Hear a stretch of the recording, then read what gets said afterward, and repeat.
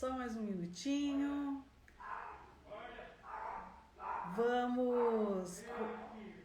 Vamos começar aí.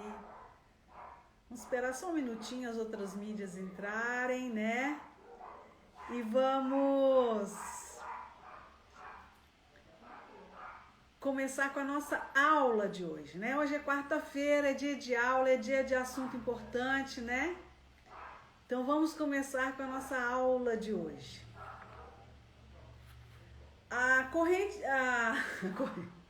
O tema de hoje, o tema da nossa aula de hoje vai ser corrente de curto-circuito. Por que eu resolvi falar a respeito desse assunto na aula de hoje? Porque muitas pessoas me perguntam a respeito disso. Desde quando eu comecei a postar os conteúdos aqui para vocês, as pessoas me perguntam a respeito do curto-circuito. Como que eu faço para calcular isso? O que tem a ver o curto-circuito com o painel elétrico? Como que é isso, né? Então, por conta dessas tantos pedidos, eu resolvi falar a respeito da corrente de curto-circuito aqui hoje. Mas antes de falar da corrente de curto-circuito, vamos falar a respeito de como você faz a escolha do disjuntor. Isso já tem a ver com a corrente de curto-circuito, né? O que você deve levar em consideração quando você for escolher um disjuntor, né? Muitas pessoas pensam que a escolha de um disjuntor é feita somente através da corrente nominal, né? Daquele equipamento, daquele motor, daquela instalação ali, daquele quadro, né? Mas não é somente determinar a corrente nominal daquele dispositivo. Você também precisa, além disso, de saber qual é a corrente de curto-circuito, né? Então, a corrente nominal é a corrente de ruptura máxima que aquele disjuntor suporta, né? Além da curva de ruptura também, que você deve fazer uma análise. Mas isso aí é um assunto para outros. Agora aqui nós vamos falar principalmente da corrente de curto-circuito, né? Então, a corrente de curto-circuito com a corrente nominal são os fatores, assim, primeiros, né? O que você primeiro tem que ter na sua mão aí para você fazer uma escolha do disjuntor. Então,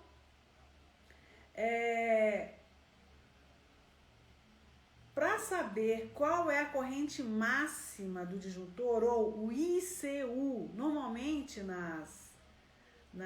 nos catálogos, nas tabelas, nos catálogos dos fabricantes, ele te dá a corrente ICU, que é a corrente de curto-circuito. Essa é igual a corrente ICC. Eu tenho corrente ICC e corrente CU. O que é isso? ICU e ICC é a mesma coisa. Corrente de curto-circuito. É preciso conhecer, então, qual é o ICU ou a corrente de curto-circuito do ponto da instalação onde o disjuntor vai ser instalado.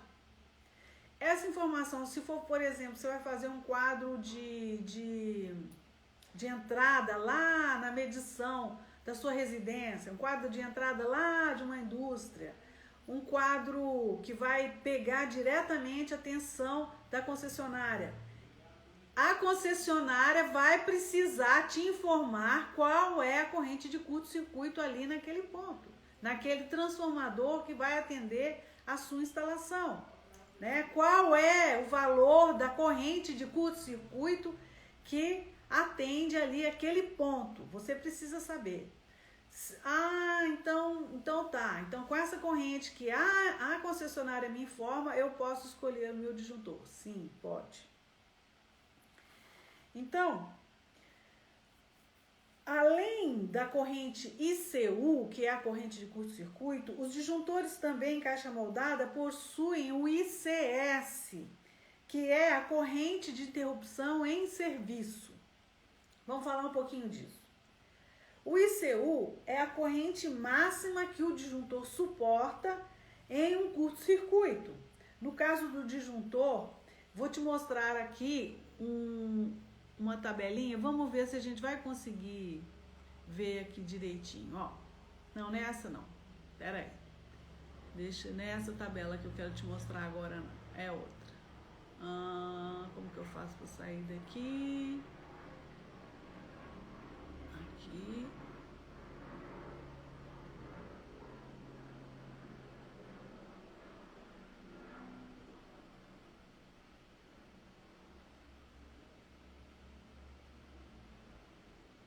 Essa aqui, ó. Então, aqui é um catálogo, cópia de um catálogo da Siemens para os disjuntores VM, disjuntores IVM, né? AVM, desculpa. Então, aqui você tem essa informação, ó. O ICS é 75% do ICU, né? Então, no caso do disjuntor dessa imagem aí, o nosso disjuntor é de 16 kA. A minha imagem tá tampando aí os 16 kA. Ela é 16 kA em 380. Os disjuntores resistem a esta corrente 2 vezes. Então, um curto-circuito, ele resiste o ICU de 100%, né?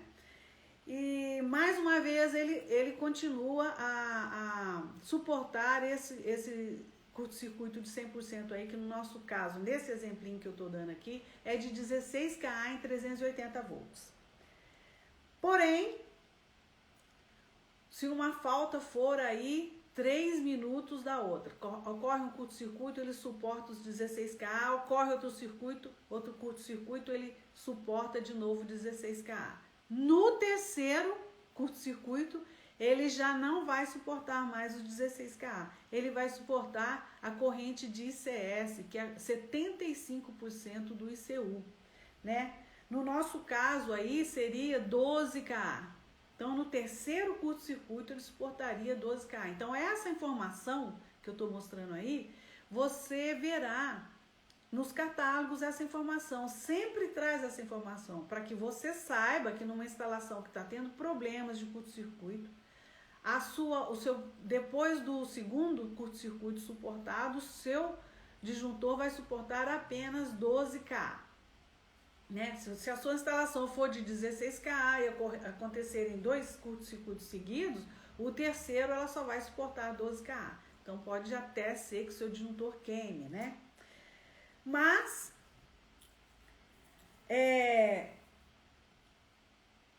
você com certeza vai fazer um estudo bonitinho, né? Para que o seu disjuntor suporte até aí o terceiro ciclo de curto-circuito, né? Sem ter problema, sem causar problema. Ele vai desarmar, mas não vai ter problema aí na sua instalação, né? Ele vai desarmar e vai proteger a sua instalação. Então, para escolher um disjuntor ou determinar o ICU ou a corrente de curto-circuito, né? É necessário, então, conhecer o nível do curto-circuito naquele ponto da instalação. Se for uma instalação diretamente ligada à concessionária,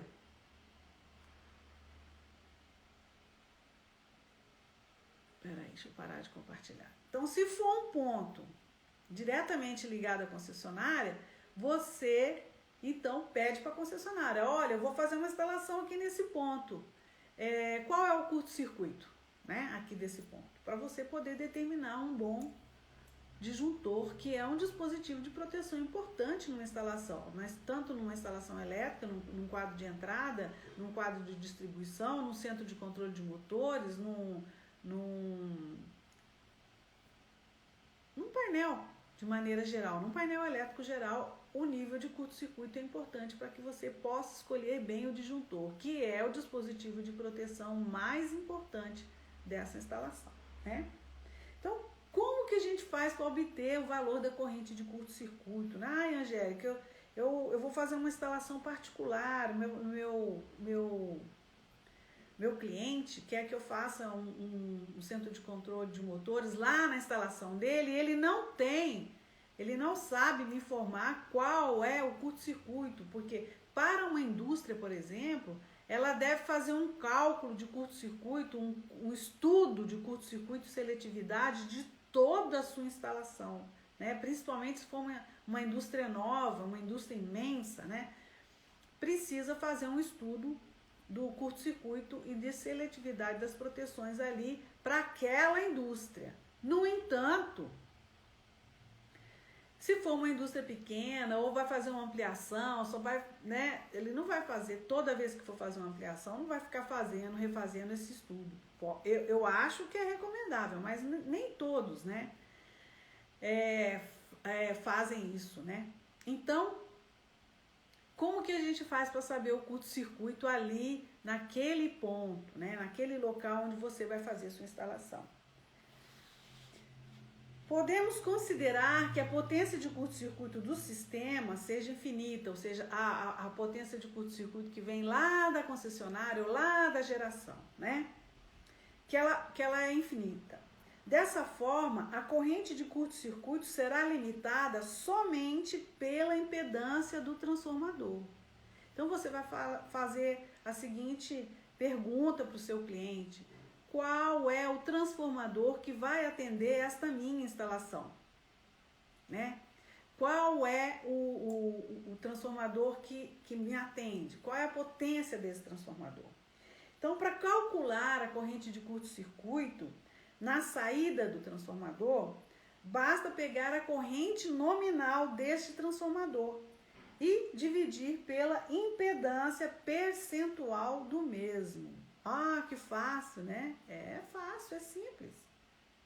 A ABNT, na norma NBR 5356, estabelece valores típicos para a impedância percentual dos transformadores. Então, por exemplo, a impedância de 4% para transformadores até 630 kVA. Impedância de 5% de 630 até 1000 kVA. Impedância em transformadores maiores, ela não especifica, ela especifica sim, até 1000 kVA. Então, maiores vai depender da construção de cada um dos fabricantes, né? Então, vamos assim atentar para essas duas informações aqui, porque ela fala mais para essa 53, 56 para instalações residenciais, instalações de pequeno comércio, de pequenas indústrias, não de grandes indústrias que tem transformador até de 6.000 kVA. Aí a impedância pode ser 7,5%, pode ser 6%, ou entre 6% e 7,5%, tá? Mas vamos ficar aqui só nessas para facilitar os nossos cálculos aqui hoje. Então, a corrente nominal do transformador pode ser calculada a partir da potência nominal e da tensão nominal do transformador, né? Às vezes é um transformador. Qual é a tensão que você vai usar? É 380? Então, essa é a tensão na saída do transformador, né? Às vezes é um transformador de 13,8 para 380, a tensão na saída do transformador é 380, né? Então, para exemplificar, vamos usar um caso onde se tem um transformador próximo do CCM, do painel elétrico, do seu quadro de distribuição, da sua instalação ali, né? Para que o valor, para o qual vamos especificar os disjuntores, o disjuntor de entrada principalmente, né? Então, vamos considerar um transformador com potência elétrica de 1000 kVA, por exemplo, né? Então, a gente viu lá que na norma, na NBR 5356, para 1000 kVA é 5% a impedância dele, né? Então, um transformador com uma tensão de saída de 380, 1000 kVA com uma tensão de saída de 380, trifásico, tá? Nessa potência, a impedância percentual típica, de acordo com a norma, né, 5%. Então, primeiro nós iremos calcular a corrente nominal do transformador, que é dada pela equação, que eu vou mostrar aqui para vocês na imagem, ó. Essa equaçãozinha aqui, ó. né? Corrente nominal do transformador é igual à potência do transformador dividido pela tensão de saída do transformador, dividido ainda por raiz de 3, porque nós temos um circuito trifásico, né? Bom, então a gente vai calcular essa corrente e com essa fórmula aí muito simples que a gente já está cansado de saber, né? Então, substituindo os valores, podemos ver, vou te mostrar aqui agora.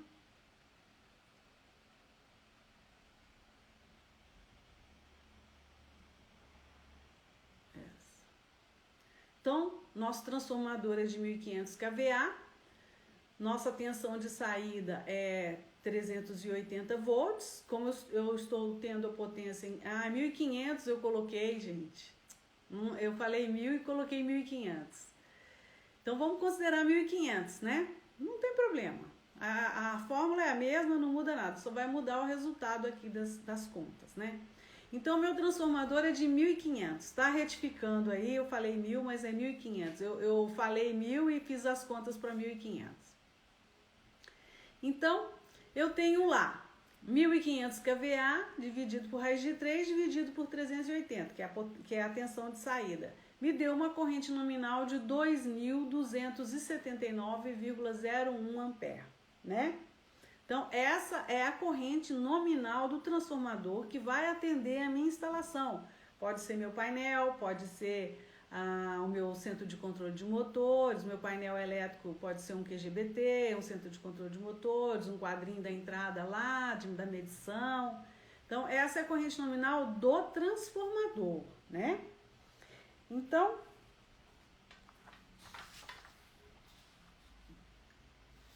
eu até vou... Tá certo essa conta aí, gente? Faz aí a conta pra mim. Vê se eu não errei aí. Eu fiz uma correria isso aqui porque vocês estão vendo que eu tô em outro ambiente, né? Então eu fiz durante a viagem. Viajando eu fiz isso aí. Vê se eu não errei aí a conta. Eu não sei aonde que tá a minha calculadora aqui nesse momento. Bom, então... Já a corrente de curto-circuito é dada por essa equação aqui, ó.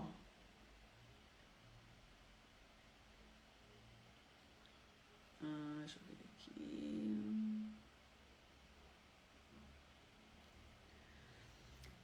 Eu não fiz aqui para você. Então, eu não fiz aí o videozinho, a fotozinha para você. Mas a corrente de curto-circuito é dada por corrente nominal do transformador dividido pela impedância do transformador. Então, se o nosso transformador é de 5%, a impedância, esse Z do transformador é em porcentagem. Eu tenho que dividir por 100 para que ele fique um valor unitário, né? Valor em PU. Então, a corrente de curto-circuito do local da minha instalação é igual à corrente nominal do transformador que atende essa instalação, dividido pela impedância do transformador em PU. O cálculo está correto, né, Hugo? Obrigada, viu, Hugo? Eu fiz viajando, tinha hora que tinha internet, tinha hora que não tinha, então ficou meio assim, eu não tive tempo de conferir. Me desculpem, viu, gente? Vocês merecem uma aula perfeita, mas eu não, realmente foi um pouco aí corrido, tá? Então, se tiver aí, falei algumas coisas aí equivocadas, mas tudo bem. Então, substituindo os valores, agora sim eu acho que eu tenho aqui, ó. Aí. Então, substituindo os valores, a gente vê que a corrente nominal do transformador, que é 2.279,01, dividido pela impedância em PU, né, porque ela é dada em porcentagem, então eu dividi por 100, ficou um valor de 0,05. Vai me dar uma corrente de curto-circuito de 45.580,28 amperes, ou seja, uma corrente de curto-circuito de 45,6 aproximadamente kA. Então, você pode ver aí que o curto-circuito é elevado. Aquele meu disjuntor que eu estava querendo escolher lá na frente de 16K não vai servir, não é mesmo? Então, é importante que eu conheça a potência do meu transformador. Então, pela potência, eu calculo a corrente nominal do transformador e divido a corrente nominal pela impedância daquele transformador. Então, naquele ponto, eu tenho uma corrente curto-circuito máxima de 45,6 kA. Para o nosso caso aqui, que é 1.500 kVA, o transformador com uma impedância de 5%, tá bom? E uma tensão de saída de 380. Então, a gente tem aí 45,6 kA, que é a nossa corrente de curto-circuito máxima. Então, tendo em vista as considerações que fizemos, este é o valor estimado para a corrente de curto-circuito. Porém, a corrente de curto-circuito real, que deve ser dada por um estudo de curto-circuito da instalação como um todo, né, desde a entrada de energia até o último motor, o menor motor, né? Isso é feito por uma empresa de engenharia que deve ser contratada para fazer esse estudo, não é feito de qualquer maneira. Ou de um profissional, né, que conheça, que tenha bons conhecimentos, que saiba fazer esses cálculos, que saiba fazer esse estudo, que ele seja um especialista no estudo de curto-circuito e seletividade. Então, quando ele for fazer esse estudo, então a corrente de curto-circuito real será menor.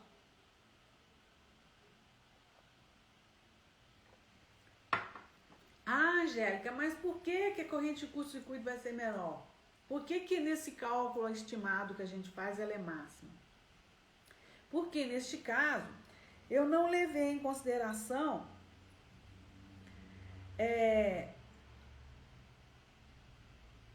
que tem a impedância dos condutores entre o transformador e o ponto onde eu vou instalar o painel elétrico, por exemplo. Eu não levei em consideração a impedância dos condutores, né? Eu não levei em consideração algumas outras interferências que podem ter aí nesse trecho. Às vezes o meu painel, o meu transformador está atendendo 2 painéis, né? Então, eu não levei em consideração isso daí. Eu só levei em consideração a impedância do próprio transformador. Então, a corrente de curto-circuito máxima naquele ponto vai ser 45,6 kA. E quando for feito aí um cálculo de curto-circuito real, com todos os dados de todos os pontos da instalação, essa corrente de curto-circuito com certeza vai ser menor. Então aí você está garantido, né? Você não vai especificar um disjuntor com capacidade de curto-circuito inferior, porque você está garantido, né? Então, lá na nossa primeira tabela, a gente viu que eu escolhi lá um disjuntor de 16 kA. O ICU daquele disjuntor era 16 kA. Aí eu fiz os cálculos agora e vi que aquele disjuntor eu não posso usar, né? Porque aqui deu 45,6 kA. Pessoal, é muito importante que você observe a corrente de curto-circuito, ok? É muito importante. Você procure o catálogo daquele disjuntor que você quer usar e veja qual é a capacidade de curto-circuito dele na tensão que você vai trabalhar. Se é em 220, se é em 380, se é em 440, se é em corrente contínua, qual é a corrente de curto-circuito que aquele disjuntor suporta. Isso é muito importante, tá? Muita gente me fala, Angélica, mas o meu barramento é de 50 kA, eu não posso colocar um mini disjuntor no primário do transformador de comando? Não pode, não pode. Porque se houver um curto, aquele disjuntor ou vai desarmar ou vai queimar e vai deixar o comando do seu painel danificado. Você vai precisar parar o seu painel, e se ele estiver numa indústria com grande produção, ele vai precisar parar para poder ser trocado, para poder ser revisado aí, tudo bonitinho, para voltar a funcionar. E não vai adiantar você colocar um mini disjuntor lá também não. Exceto se você colocar um mini disjuntor de 25K, tem até 25K em 380. Mas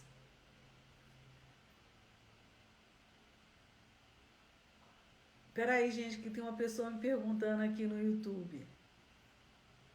Tiver sido feita dentro das normas e dentro do projeto elétrico previamente elaborado de forma correta, poderá ocorrer um curto-circuito? Sempre pode ocorrer, Eugênio. É impossível a gente falar, nessa instalação não haverá um curto-circuito. Sempre pode. Alguém pode derrubar uma chave de fenda em algum lugar. Claro que se a gente observar as normas de segurança, ninguém vai ter contato acidental lá, mas pode, por exemplo, uma máquina está fazendo uma canaleta em alguma parte lá da obra e às vezes os seus cabos estão passando por ali. Ele corta o cabo, um cabo encosta no outro, dá um baita curto-circuito, entendeu? Tem muitos fatores que podem acontecer, né? Então, mesmo que toda a sua instalação tenha sido construída exatamente como a norma exige, acidentes acontecem. A gente sabe que acontece, né? Igual uma vez que eu estava fazendo uma instalação elétrica numa usina e a gente estava com uma instalação pronta e com um canteiro de obra provisório enquanto a gente fazia a outra parte da instalação. E um funcionário, um trabalhador, um colaborador nosso, pegou um andaime todinho de metal e ao invés de abaixar um pouco o andaime, tirar um pouco do andaime, arrastar o andaime, ou desmontar o andaime, transportar o andaime desmontado para o local que ele precisa, ele foi puxando o andaime imensamente alto, ele foi puxando o andaime devagar, com todo cuidado e tal. Mas o que aconteceu? Um andaime soltou lá de cima, caiu em cima da fiação provisória, derrubou o poste de madeira, arrebentou os fios e a instalação entrou em curto. Às vezes você, o engenheiro, está lá no escritório resolvendo as questões do projeto, algum caminhamento, alguma coisa, o funcionário está lá fazendo arte, né? Então, são coisas que a gente não pode prever. Existe sempre sim um risco de ocorrer um curto-circuito. A possibilidade, a gente tem que fazer as instalações e a parte de invólucros, de fechamento, de alerta, de sinalização, o mais cuidadosa possível para que isso não aconteça. Mas se acontecer, você tem que estar prevenido, tá? Então, mesmo que você tenha construído tudo dentro da norma, tudo bonitinho, tudo bem sinalizado, tudo bem protegido, tudo bem fechadinho, só funcionários qualificados vão trabalhar lá, pode sim acontecer um acidente, tá? Outro caso que eu vou te contar. Nós montamos uma subestação maravilhosa, muito bem feita, muito bem sinalizada, muito bem, todo o caminhamento do chão sinalizado, toda a parte de corrente protegendo os painéis, tudo bonitinho. E uma outra empresa foi contratada para fazer uma extensão dessa subestação ali próxima. E o pessoal precisava da energia elétrica, foi lá, abriu o nosso painel, conectou na saída do disjuntor de entrada lá uns jacarés e saiu puxando aquela fiação, andando por cima dos painéis. Qual é a possibilidade de acontecer um curto-circuito aí? Quando a gente viu aquilo, a gente proibiu. Você não pode fazer isso. Você tem que trazer um painel provisório. Você não pode fazer isso. Mas se você não viu, há o curto-circuito acontecendo aí, não é mesmo? Bom, então, no nosso exemplo, que a gente eu ia escolher um disjuntor de 16K, fazendo aqui os cálculos, eu vi que não serve, ele não me serve. Então, eu vou usar um disjuntor diferente. né? Eu vou usar um disjuntor dessa tabelinha aqui que eu vou mostrar para você, por exemplo, ó.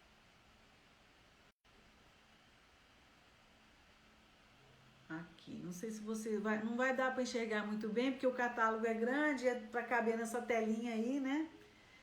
Então, ó, aqui eu tenho o mesmo modelinho, ó, 3VM, né?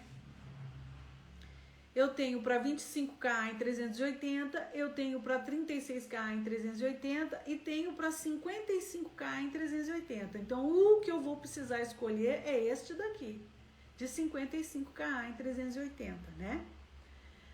Bom, então, para escolher um disjuntor, então, é importante saber qual é a corrente nominal que você precisa, né? Por exemplo, vamos supor que a minha carga lá desse um disjuntor de 2.000 amperes. Então, eu precisaria, para a entrada, um disjuntor de 2.000 amperes com, no mínimo, 55K em 380 volts de curto-circuito, né? Da corrente de curto-circuito. Ele teria que suportar essa corrente de curto-circuito. Então, além da corrente nominal, eu preciso saber qual é a corrente de curto-circuito, né? Muito importante. Observe que muitos disjuntores têm a mesma corrente nominal. Muitos disjuntores têm a mesma corrente nominal, mas capacidade de curto-circuito diferentes, como eu estou mostrando aí nessa tabela. Tá vendo? Então, é importante observar a corrente de curto-circuito. Então, durante a escolha do disjuntor, que é um dispositivo de proteção importante, como eu disse, né? É necessário observar essas duas correntes, a corrente nominal e a corrente de curto-circuito. E se a sua instalação for muito bem feita, mesmo que ela tenha sido construída dentro das normas, como o Eugênio Passeller Diniz Leite me disse aqui, né? Eu já vou responder, tá bom, Bituva? E mesmo que você... eu perdi o raciocínio, gente. Então, durante a escolha do disjuntor, que é um dispositivo de proteção importante do painel elétrico, é necessário observar essas duas correntes, além das curvas de atuação também. Mas essas análises você vai fazer quando o estudo for bem amplo. Se você precisar escolher rapidamente, corrente de curto-circuito, capacidade e corrente nominal são os fatores assim mais importantes naquele momento. Mas se você precisar saber, e agora eu uso esse ou aquele, a curva de atuação, também é importante analisar a curva de atuação, tá bom? Então, também tem as faixas de sobrecarga que você tem que considerar. Se for um disjuntor motor, por exemplo, você tem que considerar a faixa de sobrecarga de acordo com a corrente nominal do motor, para proteger, além da instalação, o motor também, né? Mas isso aí vai ser assunto para outras aulas, tá bom? Então aqui, o Bituva tá me perguntando a abreviação o que é a abreviação de IN? I é a representação da corrente, é dada a simbologia de corrente, a simbologia por letra de corrente é dada pela letra I. Tá? Então, sempre que você vê um I, significa corrente, corrente nominal. E o N é corrente nominal. O ICC é corrente de curto-circuito, tá? Então, essa abreviação significa corrente nominal. Bom, o que mais se pergunta? A tabela não apresentou... não apresentou, o Bituva. Não apresentei ela aí porque eu ainda não aprendi a compartilhar no Instagram, e no YouTube e no Facebook juntos. Eu só consigo compartilhar aqui facilmente no Instagram. Mas essa essa aula vai ficar... gravada e você pode assistir depois, tá bom? Aí você vê lá direitinho as tabelas. Então é isso, gente, que eu tinha aí para falar para você hoje. Eu espero que tenha ficado claro. Se não ficou claro, você, por favor, me mande um comentário, comente aí, mande a sua pergunta, que eu vou ter aí muito prazer em responder, tá bom? Eu tive aí alguns percalços na construção dessa aula, mas peço aí perdão por ter aí equivocado. Mas se você quiser me fazer alguma pergunta relativa a esse assunto, fique à vontade, tá bom? E se você gostou, então você curte aí, por favor, curta, comente e compartilhe com seus amigos aí que tem também essa dificuldade. Muita gente me perguntou a respeito da corrente de curto-circuito. Então, assim, de maneira rápida, sucinta e prática, eu apresentei aí para você nessa aula de hoje, tá bom? Então, um grande abraço, uma boa tarde para você e até a próxima aula, na próxima quarta-feira, ok? Um grande abraço, tchau, tchau.